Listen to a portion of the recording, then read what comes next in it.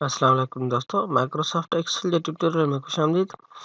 हिन वीडियो में तव्हांखे यानी कि ही जेका आहे शीट आहे इनखे प्रिंट करण सेखारिबो। यानी कि इनखे जेको हिकिड़े पेज ते सेट करे पेज ते कहिड़े सां कीअं लुक ॾींदी कीअं ईंदी उहो तव्हांखे ॿुधाइबो। त असीं हिनखे पहिरीं जेको न हिन जो व्यू जेको आहे उहो सेट करो, उनखे पेज लेआउट ते आणियोसि। बस व्यू जा हिकिड़ा ऑप्शन हिन मां व्यू मां आहिनि। ही ॾिसोसि पेज लेआउट ब्रेक। ॿियो हिते ज़ूम जे भर में बि असांखे व्यू ॾिए थो। ॾिसो दोस्तों, ही नॉर्मल आहे, पेज लेआउट आहे, ऐं ही जेको आहे असांजो पेज ब्रेक व्यू आहे।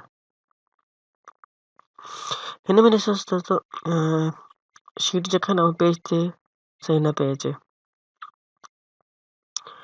हुनखे पहिरीं असीं हिन जो जेको सो पेज लेआउट में हितां वञोसि ऐं हिन जे पेपर जेको साइज़ आहे न उहो सेट कंदासीं, ओरिएंटेशन सेट कंदासीं। ही असांजी पेज जेका शीट आहे इहा आहे लैंडस्केप मोड में, पोर्ट्रेट कोन आहे। ॾिसो पोर्ट्रेट न, तव्हां लैंडस्केप करियोसि थोरो पेज खे त पोइ कुझु डेटा वधीक अची वेंदी हली। हाणे असां जेको सो साइज़ इन जी आहे, साइज़ इन जी लेटर साइज़ रखियल आहे ऐं जेको सो घणो करे A4 ते प्रिंट कयो वञे थो, त असीं A4 खे सिलेक्ट कंदासीं। उनखां अलावा ही जेके एक्स्ट्रा जेके बि आहिनि कॉलम्स वग़ैरह उहे डिलीट कंदासीं। हितां जेको सो रोज़ खे तव्हां सिलेक्ट करे हेडर खां सिलेक्ट कबो आहे। जेके हेडर आहिनि हितां खां क्लिक करे वेंदो सिलेक्ट करे हिनखे डिलीट करियोसि। अच्छा दोस्तों, बाक़ी हितां हाणे छा कयूं, ही ॾिसो ही जेके न मार्जिन जाम पिया अचनि, उन करे असीं हिते मार्जिन्स में जेको खाल आहे न हितां खां, यानी कि पेज जेको सो उनखां मार्जिन सेट थियल आहिनि, इहे असीं नैरो ते कंदासीं। नॉर्मल जेके प्रीसेट ऑलरेडी आहिनि न मार्जिन जा, सो टॉप हेतिरो, लेफ्ट मार्जिन हेतिरो, हेडर हेतिरा, फुटर हेतिरा, जी तव्हांखे ॿुधायां थो। वाइट जेको आहे हुन में सभिनी में माना हिकु हिकु इंच जा पूरा ॾिनल आहिनि, जॾहिं त हिते जेको आहे नॉर्मल में थोरा मुख़्तलिफ़ आहिनि। नैरो में बिल्कुलु ई आहिनि, थोरा थोरा आहिनि, इन करे असीं नैरो मार्जिन खे खणंदासीं।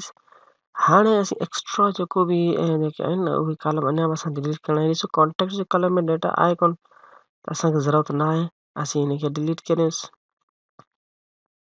जेकॾहिं हुजे तव्हांखे ॾियणो हुजे त नो प्रॉब्लम, कॉन्टेक्ट बीठो हुजेसि। असीं छा कंदासीं फ़िलहाल असां हिनखे पहिरीं सभिनी खे क्लिक करे ऑटो फॉर्मेट करे ऑटो विड्थ में ॾियोसि। असांखे ऑटो विड्थ में ॾींदे असांखे हिन पंहिंजो करे ॾिनो क्लियर। हाणे दोस्तों मार्जिन जेको आहे न सभु बिल्कुलु ई ॾिसो 0.25 चयोसि, पर थोरो मार्जिन भाई तो कुझु डेटा सां बचे पियो, असीं कुझु मार्जिन खे नॉर्मल ते रखूंसि, सेल न थियो। ठीकु आहे, नॉर्मल ते नथा रखूंसि ऐं नैरो ते रखी ऐं पोइ असीं कस्टम में वेंदासीं। हीअ आहे कस्टम मार्जिन।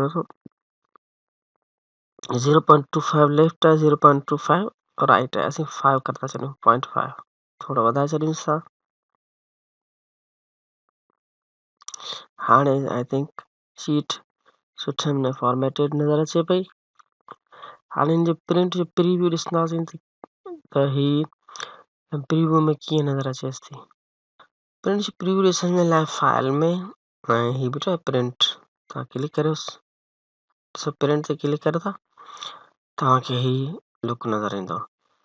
लेकिन उन जे लाइ ऑलरेडी तव्हां वटि प्रिंटर को प्रिंट इंस्टॉल थियल हुजे। मूं वटि फॉक्सिट सॉफ्टवेयर हिकिड़ो इंस्टॉल थियल आहे, उन पंहिंजो PDF जो प्रिंटर मूंखे ॾिनो आहे, जंहिंमें ही मुख़्तलिफ़ ॾिसो प्रिंटर आहिनि। माइक्रोसॉफ्ट वारनि जो प्रिंटर इहो ॾिनल आहे, ऐं जेका विंडो इंस्टॉल कबी आहे घणो करे त डिफॉल्ट में प्रिंटर ऑलरेडी इंस्टॉल हूंदो आहे।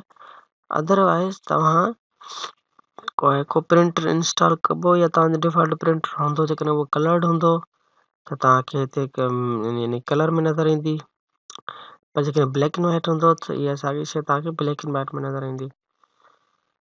हाणे जॾहिं बि दोस्तों प्रिंट करो त कोशिशि तव्हां करणी आहे त हीअ जेका शीट आहे न हाणे त हिकिड़े पेज ते सेट थी वई आहे।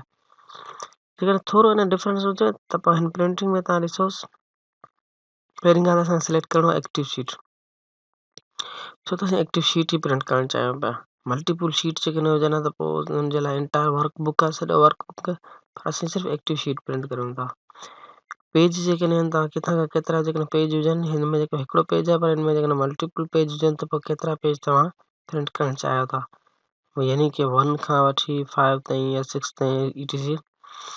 अच्छा, हिन खे छॾे सी प्रिंटर जा ऑप्शन हूंदा आहिनि। टे प्रिंटर में जेको हूंदो आहे न उहो कहिड़े बेस ते जेको मतिलबु प्रिंट पेपर कलेक्ट थियनि। हीअ आहे असांजी ओरिएंटेशन, लैंडस्केप में हुजे या पोर्ट्रेट में हुजे त हीअ ॾिसो, हीअ पोर्ट्रेट ऐं हीअ लैंडस्केप। हीअ असांजे पेपर जी साइज़ आहे A4 आहे या लेटर आहे। इहे जेके आहिनि स्टैंडर्ड जेके पेपर मिलनि था न मार्केट मां, उन्हनि जा साइज़ हूंदा आहिनि। हीअ हाणे असां मार्जिन कस्टम सेट कयो आहे, 0.5 हितां आहे, 0.5 हितां आहे।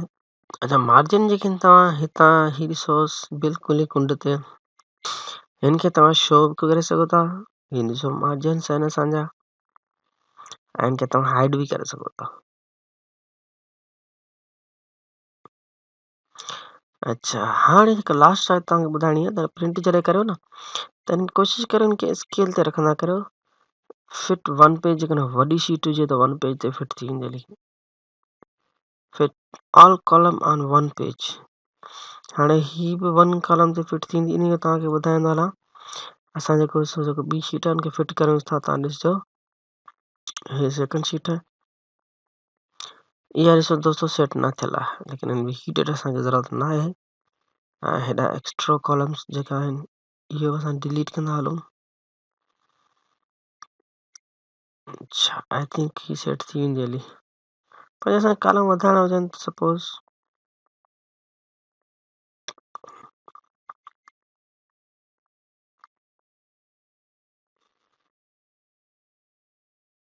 ही दोस्तो हाणे शीट आहे हिकिड़ी, इनखे असीं वञूं था प्रिंट ते। ही पोर्ट्रेट में आहे, पहिरीं असीं हिनखे लैंडस्केप में कंदासीं। ओरिएंटेशन हिनजी मार्क्स मैक्स ते आया, परसेंटेज वग़ैरह न आया आहिनि। ॾिसो हाणे पेपर साइज़ जेको तव्हां ॾिसो था हाणे A4 वरितल आहे, लिखियल आहे, लेटर आहे, कहिड़ो बि आहे। जेकॾहिं A4 आहे, A4 ते क्लिक करियोसि। हाणे ॾिसो हिन में असांखे मैक्स मार्क अचनि पिया, लेकिन परसेंटेज असांजो न पियो अचे। तव्हां हितां स्केल ते कंदो न, फिट और 1 पेज, ॾिसो हाणे परसेंटेज बि अची वियो। सिर्फ़ु असांखे स्केल 1 पेज ते करण सां ई हिन असांखे ॾेई छॾियईं।